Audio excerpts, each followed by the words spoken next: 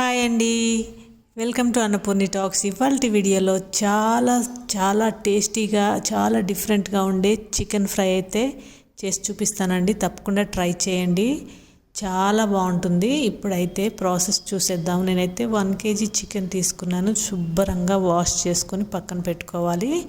మిగతా ఇంగ్రీడియంట్స్ అన్నీ చూపిస్తాను. సన్నగా పొడవుగా కట్ చేసుకున్న 2 ఉల్లిపాయలు, పచ్చిమిరపకాయలు ఒక 5 నుంచి 8, కరివేపాకు ఒక గుప్పెడు కడిగి పెట్టుకొని కట్ చేసుకున్నాను. అలానే కొత్తిమీర, పుదీనా కూడా కట్ చేసి పెట్టుకొని, ఈ మసాలా కోసం బిర్యానీ ఆకు, దాల్చిన చెక్క, ఇలాచి, లవంగం, స్టార్ అనీస్ తీసుకొని ఇలా గ్రైండ్ చేసుకొని పక్కన పెట్టుకోవాలి. ఇలా అన్నీ కూడా రెడీ చేసుకొని పెట్టుకున్న తర్వాత స్టవ్ ఆన్ చేసుకొని ప్యాన్ పెట్టుకొని ఆయిల్ వేసుకొని 2 బిర్యానీ ఆకులు వేసుకొని కొద్దిగా పుదీనా వేసుకొని ఆ పుదీనాలో ఉన్న ఫ్లేవర్ అంతా కూడా బయటకు వచ్చేంత వరకు 1 నిమిషం పాటు వెయిట్ చేసిన తర్వాత ఇలా కట్ చేసుకున్న ఉల్లిపాయలు వేసుకొని గోల్డెన్ బ్రౌన్ కలర్ వచ్చేంత వరకు ఫ్రై చేసుకోవాలి. ఈ ఉల్లిపాయలు ఫ్రై అయిన తర్వాత మనం చికెన్ని యాడ్ చేసుకోవాలి. ఈ చికెన్ వేసుకున్న తర్వాత మినిమం ఒక 10 నిమిషాలైనా సరే ఈ ఆయిల్లో మనం ఈ చికెన్ని ఫ్రై చేసుకోవాలి. చక్కగా కలర్ మారాలి, అలానే ఆయిల్లో బాగా ఫ్రై అవ్వాలి చికెన్, అప్పుడే టేస్టీగా ఉంటుంది.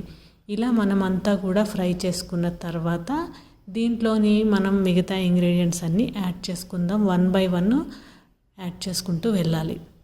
ఇప్పుడైతే మనం దీంట్లో సాల్ట్ వేసుకోవాలి. తగినంత సాల్ట్ వేసుకొని 2 స్పూన్ల అల్లం వెల్లుల్లిపాయ పేస్టు వేసుకున్న తర్వాత ఈ సాల్ట్, అల్లం వెల్లుల్లిపాయ పేస్ట్ కూడా చికెన్కి బాగా పట్టించాలి. ఇలా చక్కగా ఇదంతా కూడా కలుపుకొని ఒక 2 నిమిషాల తర్వాత మళ్ళీ ఇంకొకసారి కలుపుకొని, చూసారు కదా దీంట్లో ఉన్న వాటర్ అంతా కూడా మంచిగా బయటకు వచ్చేస్తుంది. ఇది సాఫ్ట్ అవుతుందన్నమాట చికెన్ అనేది, చక్కగా గట్టిగా లేకుండా. ఇలా కలుపుకున్న తర్వాత మూత పెట్టుకొని ఒక 5 నిమిషాల తర్వాత మూత తీసి మళ్ళీ ఇలా కలుపుకోవాలి. ఇప్పుడు మనకి వాటర్ అనేది రిలీజ్ అయింది. కొంచెం వాటర్ ఉన్నప్పుడు దీంట్లో పసుపు, కారం వేసుకొని చక్కగా ముక్కలకి అంతా కూడా పట్టియాలి. ఇలాగా కొంచెం వాటర్గానే ఉన్నప్పుడు వేస్తే ఏంటంటే ముక్కల లోపలికి కారం అనేది వెళ్తుంది, చప్పదనం అనేది లేకుండా బాగుంటుంది. ఇలా చక్కగా కలుపుకున్న తర్వాత దీంట్లో 1 స్పూన్ జీలకర్ర పొడి, 2 స్పూన్ల ధనియాల పొడి, అలానే మనం ఇందాక గ్రైండ్ చేసుకున్న మసాలా పొడి 1 స్పూన్ యాడ్ చేస్తున్నాను. మీకు కావాలితే ఎక్కువ కూడా వేసుకోవచ్చు. అలానే కట్ చేసుకున్న పచ్చిమిరపకాయలు, ఇవన్నీ కూడా వేసుకొని మంచిగా కలుపుకోవాలి.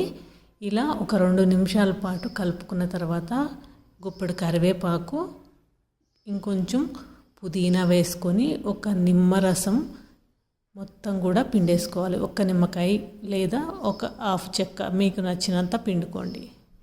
ఇలా రసం అంతా పిండిన తర్వాత మంచిగా కలుపుకోవాలి. ఒక 5 నిమిషాల నుంచి 8 నిమిషాల వరకు ఇలా ఫ్రై చేసుకోవాలి.